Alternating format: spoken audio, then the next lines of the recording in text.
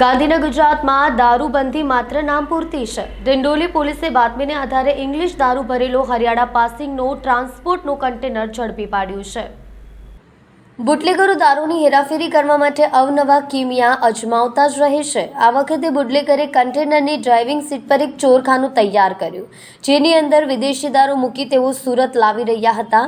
તે દરમિયાન હરિયાણા પાસે આ કન્ટેનરને ડિંડોલીના સર્વેલન્સ ટીમે ઝડપી પાડી વધુ તપાસ હાથ ધરી હતી।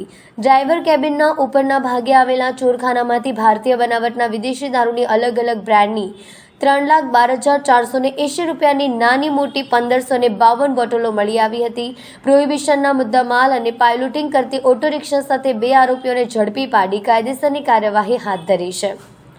સુરત ડિંડોલી પોલીસે બાતમીને આધારે વિદેશી દારૂનો જથ્થો ઝડપી પાડ્યો છે। ડિંડોલી ટીમને બાતમી મળી હતી કે હરિયાણા પાસિંગનું ટ્રાન્સપોર્ટ કન્ટેનરમાં વિદેશી દારૂ છુપાવીને સુરતમાં લાવવામાં આવે છે। આ બાતમીને આધારે પોલીસે તપાસ હાથ ધરી હતી। બાતમીને આધારે જ્યારે ડિંડોલી હદમાં પહોંચ્યું ત્યારે ડિંડોલી પોલીસે કન્ટેનરની તપાસ હાથ ધરી હતી।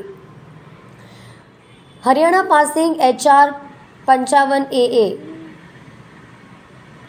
3860 કન્ટેનરની જ્યારે પોલીસે તપાસ હાથ ધરી ત્યારે પોલીસ પણ ચોંકી ગઈ હતી।